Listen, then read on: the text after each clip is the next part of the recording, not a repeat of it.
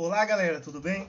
Eu sei que faz um bom tempo que eu não posto vídeo aqui no canal, né? Faz um bom tempo que a gente não conversa aqui, não faz umas lives, mas foi por um bom motivo. Agora eu comecei a trabalhar um pouco na minha área, eu estou fazendo faculdade e eu ganhei a oportunidade de estar fazendo esse projeto na área de ciência de dados. E eu resolvi me aprofundar o máximo que eu pude nesse projeto. Então eu vou estar aqui apresentando para vocês todas as etapas que eu percorri até chegar na parte final do meu projeto. Mas antes disso, eu vou me apresentar mais, falar quem eu sou e tal. Bem, meu nome é Juliano Alessandro dos Santos, eu estou cursando desenvolvimento de software multiplataforma pela FATEC de Itapira, eu estou no 4º período e as minhas paixões são Python, acho que vocês já viram aula de Python que eu fiz, de Java, quando eu explicava orientação a objeto, banco de dados e matemática. Eu gosto muito de assistir anime, tanto que a logo do meu canal é de um personagem de anime. Ciclismo, eu adoro movimentar, adoro atividades físicas. Gosto muito de jogar jogos antigos, Pokémon Fire Red, Pokémon Esmeralda e etc. Eu gosto de leitura de livros de mistério, né, do Sherlock Holmes, entre outros. Eu gosto de uma pelada no final de semana, né, aquele futezinho, né, perfeito. E, se Deus quiser, eu ainda vou me tornar um analista de dados. E as minhas redes sociais são essas, no GitHub e no LinkedIn. Bem, antes da gente estar começando a falar as etapas do meu projeto, eu gostaria de falar uma frase que ela permeia muito o meu mundo acadêmico, que é essa: se eu vi mais longe foi por estar sobre ombros de gigante, do Isaac Newton. Essa frase ela me marcou tanto, porque no 3º ano do ensino médio, eu desenvolvi uma iniciação científica, o TCC, por meu técnico, e essa frase ela foi a inspiração para o nosso desenvolver nosso projeto. E isso é muito visível na minha vida. Por quê? Porque grandes coisas que eu aprendo, que eu conquisto, são pessoas que já têm experiência, que elas me passam o que elas sabem e eu vou absorvendo, porque eu sou uma esponja, eu vou absorvendo o que eles vão dando para mim.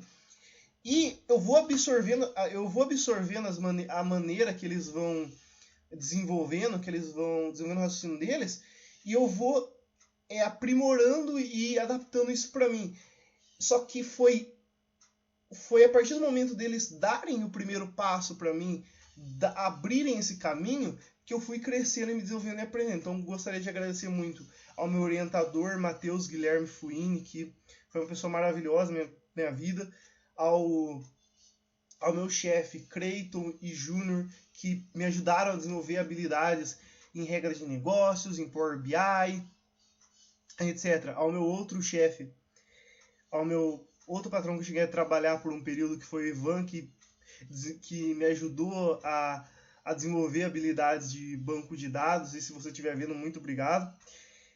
E alguns colegas meus que eles estão querendo cursar essa parte de ciência de dados, e eles me deram algumas ideias, alguns insights, ou seja, todas as pessoas que tentam jogar eu para cima para eu me desenvolver cada vez mais. É um grande muito obrigado a todos eles. Então vamos começar. Iniciação científica, engenharia de dados. Então a iniciação científica ela vai ser na área de engenharia de dados, porque a gente tem a área de ciência de dados e ela tem várias áreas dentro dela, né? Engenharia de dados, analista de dados, arquiteto de dados, engenheiro de IA. E uma dessas áreas que eu peguei aqui é engenharia de dados, porque ela pega muitos conceitos que eu preciso aprimorar e reforçar, para daí eu conseguir chegar na área que eu realmente vou me especializar mais futuramente, que é a parte de analista de dados.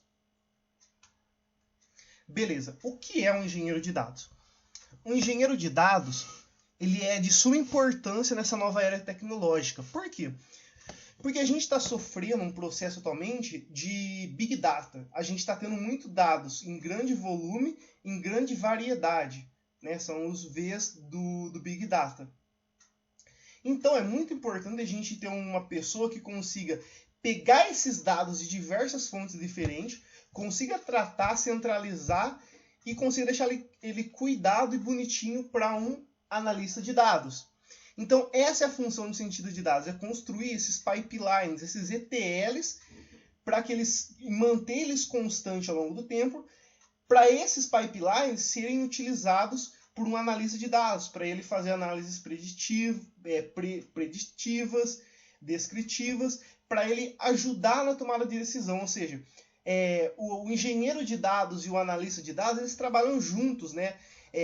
O analista de dados, ele pega toda essa padronização que o engenheiro de dados fez, que ele pegou de diversas fontes, e daí ele pega esses dados padronizados e tira insights, utiliza a inteligência artificial para fazer análises preditivas e etc.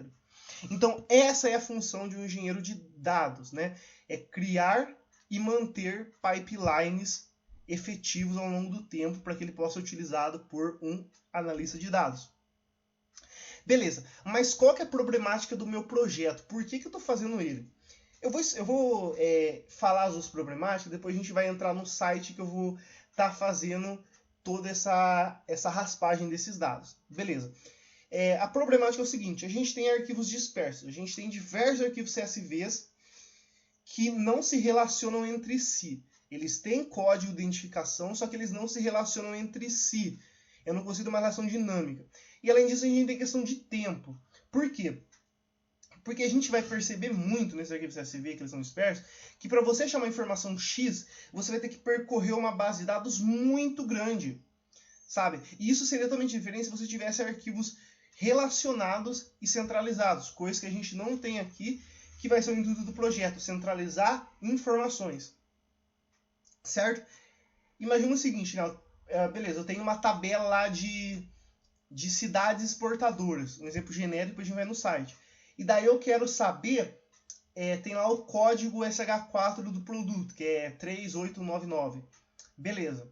Daí, esse código está em outro arquivo CSV, e esse outro arquivo CSV tem, sei lá, 5, 10 mil códigos. Porra, imagina passar linha por linha para você tentar encontrar esse código. Olha o tempo. Isso que eu estou levando em consideração, que eu estou dando meu exemplo aqui, meu exemplo de poucas, no caso poucas linhas. Imagina muitas linhas.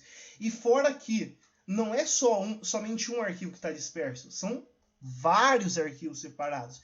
Então, olha o problema. Vamos entrar no site para a gente entender o que eu estou falando. Beleza, olha só.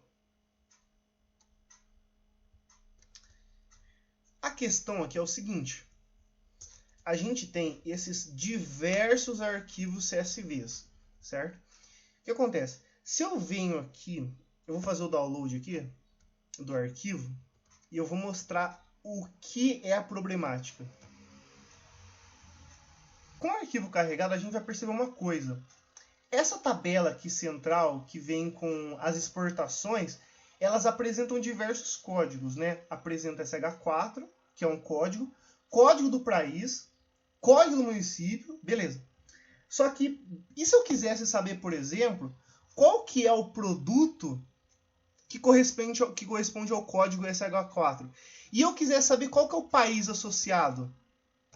Então, para eu saber essa informação, a gente teria que abrir outro arquivo CSV com milhares de linhas. Vamos observar.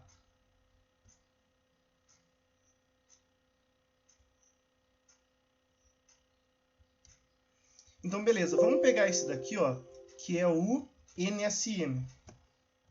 Esse NSM que eu já fiz aqui, que eu já baixei ele,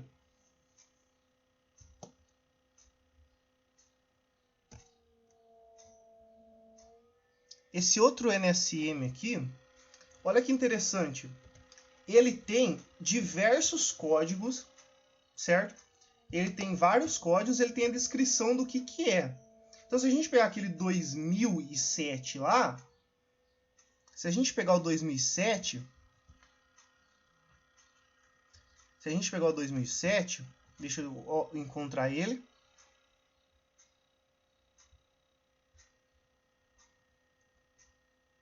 Esse é o tempo que eu estou tentando aqui para encontrar o código que eu quero. Imagina aqui, ó, passei pelo código. Aqui, ó, são doces, beleza, tudo bem, ok. Tá, mas olha isso. Olha o tempo que eu demorei assim para procurar apenas um código de apenas um produto, descrição de apenas um produto. Só que olha que eu preciso ainda mais. Eu preciso saber o código do município. Eu preciso saber o código do país. Qual que é esse país, gente? Eu não sei qual que é esse país. Eu preciso saber o município também. Esse, né, na verdade, esse é outro arquivo, mas eu precisaria saber também o município. Qual que é a via? Eu não sei qual que é o meio de transporte. Você entende? Eu tenho um arquivo aqui. Eu tenho esses arquivos de exportações aqui, que eu estou mostrando para vocês. Eles apresentam diversos códigos juntos. E daí, ele tem diversos outros arquivos CSV espalhados. E esses diversos arquivos CSVs, ele tem seus códigos que se interligam com esses outros. Mas você percebe o tempo que você está demorando e o quanto de arquivos eles estão separados? Saca? Então, essa vai ser a proposta do projeto aqui.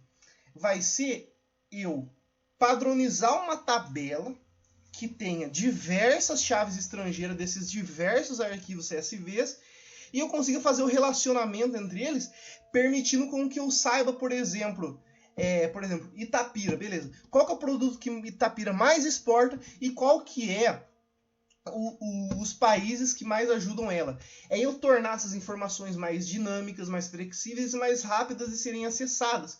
Porque aqui todas as informações estão jogadas e o tempo que eu demoro para encontrar, porque aqui são as informações das exportações. Mas dentro da informação das exportações, tem código NSM, código da unidade, tem a sigla, tem o código da via. Beleza, só que esses códigos, essas informações, estão, adivinha, em outros arquivos CSVs, que estão aqui. Essa é a questão do meu projeto. Então vamos voltar. Então, qual que é o objetivo do projeto? O objetivo desse projeto é realizar a extração, processamento, armazenamento, análise e visualização de dados do comércio exterior da Baixa Mogiana, com o intuito de identificar padrões, tendências e insights relevantes para auxiliar na compreensão e tomada de decisões estratégicas no âmbito do comércio internacional. E bem, esse daqui é o resumo do meu projeto. Eu vou utilizar o Python para fazer a raspagem desses arquivos CSV, eu vou tratar eles no Pentaho, eu vou criar os relacionamentos no SQL Server e, por fim, eu vou exportar os arquivos no Power BI para desenvolver dashboards interativos e dinâmicos para o meu futuro stakeholder que vai utilizar esse meu produto que eu estou desenvolvendo para ele. Beleza. Só reforçando as etapas do projeto, eu vou extrair os arquivos CSVs, eu vou fazer a transformação dos dados, eu vou fazer o carregamento dos dados e eu vou fazer a visualização dos dados de forma dinâmica. Então vamos começar. Primeiramente, eu vou extrair esses arquivos CSVs. Então eu vou estar utilizando a linguagem de programação Python e eu vou utilizar algumas bibliotecas, né? Eu vou utilizar a Request, que eu vou fazer a requisição com o site do governo. Eu vou utilizar o Pandas para visualizar ele no formato tabular e a biblioteca IO e o URLib para eu estar fazendo a autenticação do certificado SSL, certo? Então vamos analisar o código um pouquinho. Esse def é uma variável que ele vai receber um array, uma lista. Eu tenho uma outra variável anos que ela vai percorrer um intervalo de 2018 a 2024. Então o que eu estou falando? Para ano, em anos, ou seja, 2018, 19, 20, 21, 22, 23, 24, ele vai percorrer todas elas e vai fazer o download desses arquivos. Então eu crio uma variável URL, eu faço uma interpolação, ou seja, eu estou interpolando o texto com uma variável, e aqui em anos, eu vou estar, e aqui nessa parte específica, eu vou colocar eu vou colocar esse interador ano aqui. Por quê? Porque ele está percorrendo todos os anos, de 2018 a 2024. Isso daqui eu fiz para ele fazer os downloads de todos os arquivos que vão de 2018 até 2023, certo? É por isso que eu coloquei ano aqui, para ele inteirar sobre a lista e substituir o ano aqui nessa variável. Bonito, né? E por que eu fiz isso? Porque se a gente for... Então, eu fiz aquilo porque a gente vai percorrer os anos de 2013 até 2023. Na verdade, é isso. 2013 até 2023, eles estão agrupados dentro de uma lista. Então, a gente percorre eles e a única coisa que muda é o ano. Então, eu pego o URL, mudo o ano, que eu vou inteirar sobre os anos, e daí eu vou estar salvando os downloads dos arquivos, agrupando em um único arquivo CSV. E isso foi importante, galera, por quê? Porque a gente está automatizando um processo manual, né? A gente está automatizando esse processo de fazer esses N downloads de arquivos, né? Eu estou automatizando esse processo de fazer esse N download de arquivos um por um. Eu estou fazendo de uma forma mais rápida, mais performática, fazendo esse download de uma vez só em um arquivo grande e bruto. Basicamente isso. Então, depois disso, a gente criou uma variável arquivos, chamou a biblioteca request.get para eu pegar essa URL para eu fazer a requisição para o meu site. Depois, eu fiz isso daqui, arquivos low encode, para ele fazer alteração de acentuações da língua portuguesa, né, os acentos, que ele não estava conseguindo identificar, então eu tive que adicionar essa parte no código. Além disso, eu delimitei que os delimitadores para separar cada linha vai ser o ponto e vírgula. E a gente fez isso daqui que era aonde eu queria que o caminho do arquivo fosse, né? Então a gente fez o download dos arquivos todos. Beleza, a gente chega então na segunda etapa do projeto. A segunda etapa são as transformações dos dados. A gente vai transformar eles para padronizar esses dados para a gente conseguir estar utilizando ele para visualização dinâmica. Então, para eu estar fazendo as devidas transformações nos dados, eu utilizei algumas ferramentas. O Pentaho, por exemplo, para eu fazer a questão de remover dados duplicados, para eu retirar espaços, remover caracteres indesejados, remover colunas e adicionar colunas. E depois eu utilizei o Microsoft SQL Server para fazer os relacionamentos, mudar a tipagem, transformar determinadas colunas em PK, outras em FK. Foi esse processo que eu fiz.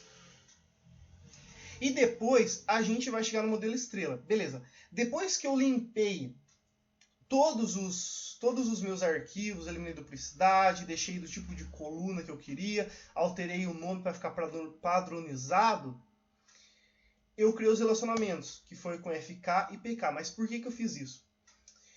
Para chegar no modelo estrela. E o que é o modelo estrela? O modelo estrela, ele é um modelo que ele não é um modelo de dados, ele não é relacional.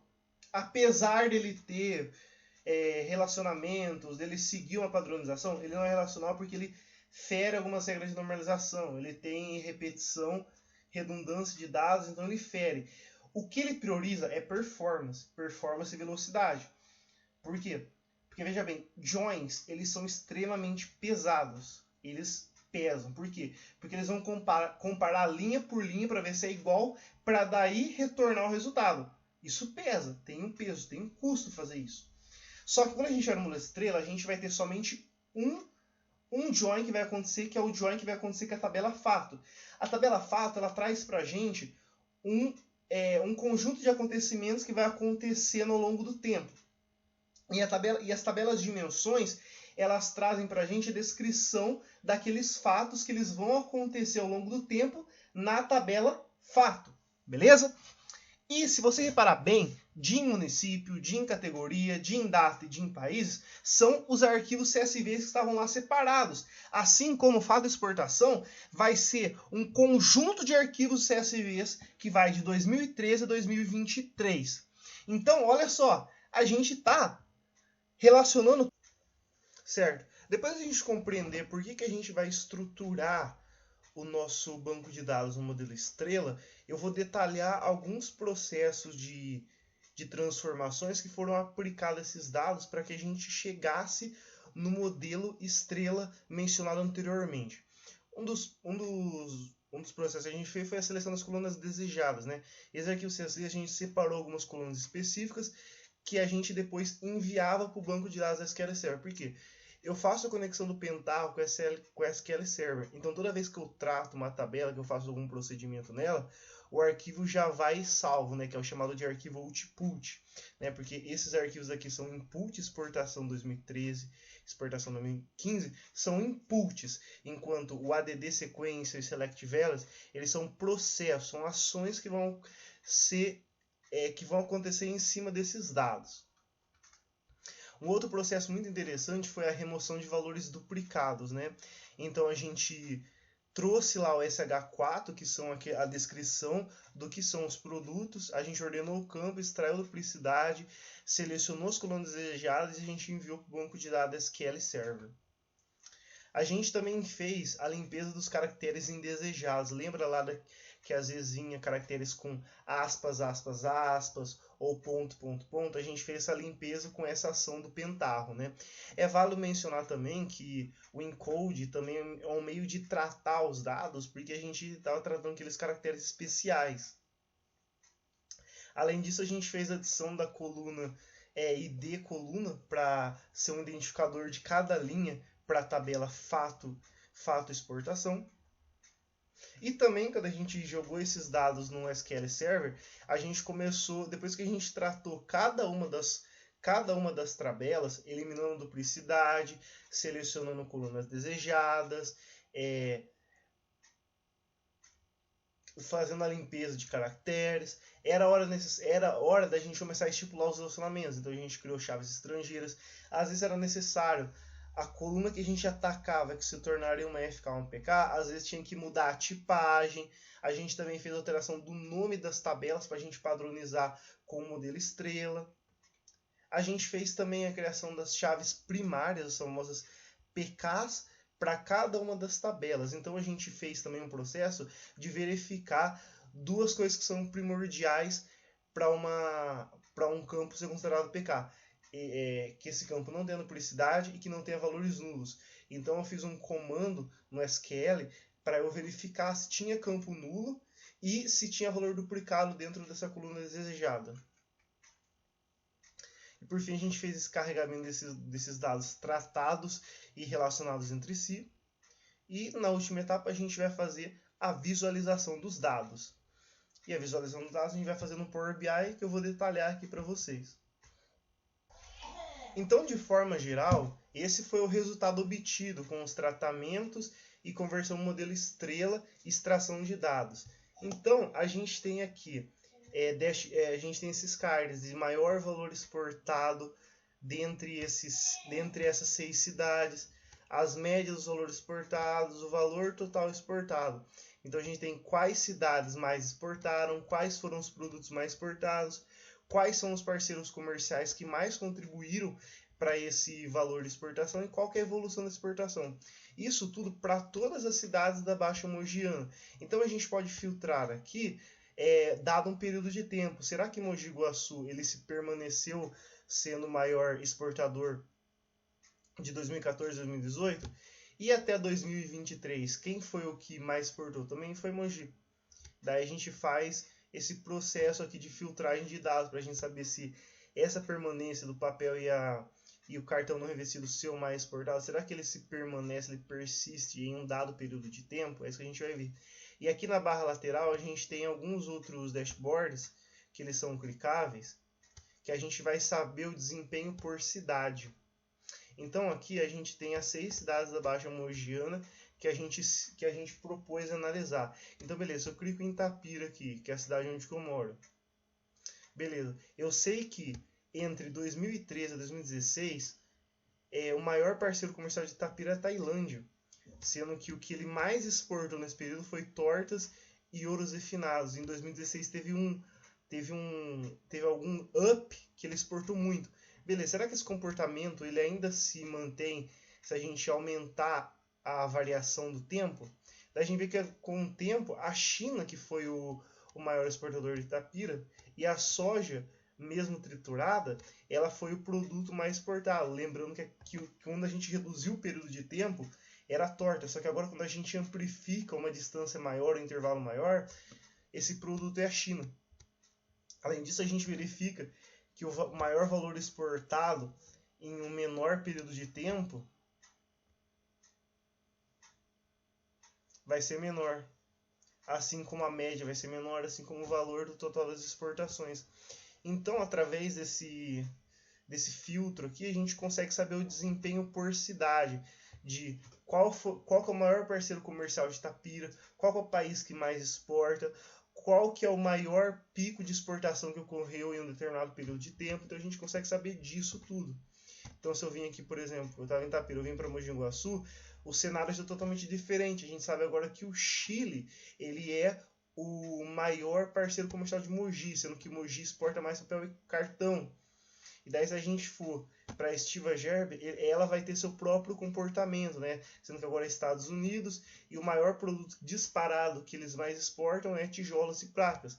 Então, a gente permite ver informações de maneiras mais rápidas, mais dinâmicas e mais vivas, né? Sendo que lá a gente tinha, só reforçando, lá a gente tinha diversos arquivos que eles estavam separados entre si e a gente tinha que ficar percorrendo para encontrar uma informação. Por exemplo, essa informação aqui de qual produto Itapira mais Estiva Gerber mais exporta, a gente não ia demorar para encontrar na mão, talvez nem encontraria, porque tinha que fazer uma soma, seria muito trabalhoso.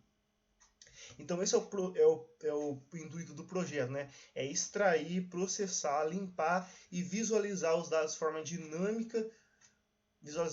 forma dinâmica, e flexível, além de permitir com que a gente não perca tempo em fazer uma tomada de decisão. Então esse arquivo aqui, esse dashboard, ele pode ser passado futuramente para quem? Para um cara que trabalha no comércio, para um agrícola, talvez, para ele saber se, por exemplo, a safra dele se manteve, para ele visualizar esse desempenho. Beleza, a gente tem aí um papel que esse dashboard pode ser um produto comercial para ser utilizado por uma empresa para auxiliar a nossa tomada de decisão. É isso, antes de acabar, a gente vem aqui e eu agradeço pela atenção. Esse foi um primeiro passo que eu estou dando para eu me tornar um analista de dados, porque eu resolvi ter esse projeto de engenharia de dados para estar conhecendo melhor o setor de ciência de dados.